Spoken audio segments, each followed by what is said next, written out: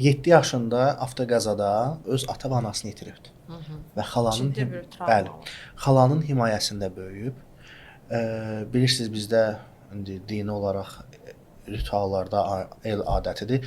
Cümə axşamlarında Bəli. evə baş sağlığına gəlirlər və adətdəndir ki, gələnlərə yemək, halva və çay verilməsi, yəni ehsanın verilməsi. Xala ehsan bişirirmiş, ətl. Uşaq gəlib qazan açıb, 7 yaşı var, o artıq atanın, ananın itirdiyinin fərqində o qədər də deyil. Bir qədər anlayır, bir qədər yox. Açıb baxıb ki, özü belə də deyil, uşaq onda toplu uşaq olub. Deyib ki, mənə özü də təsvir edir, deyir, xalama dedim ki, xala buna bax, gör nə qəşəng ətlərdir.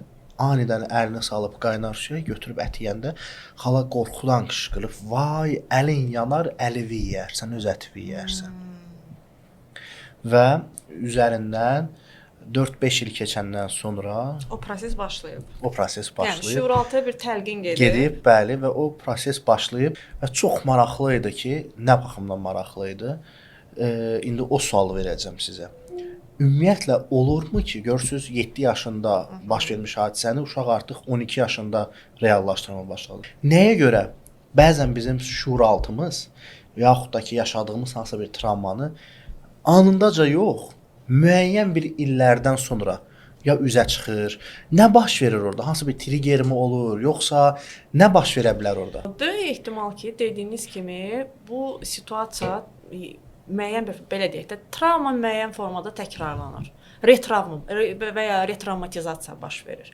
Yəni adətən biz belə hadisələri nə zaman müşahidə edirik? Tutaq ki, dediyiniz hadisədə uşaq həmin an o təlqini aldı. Tamam.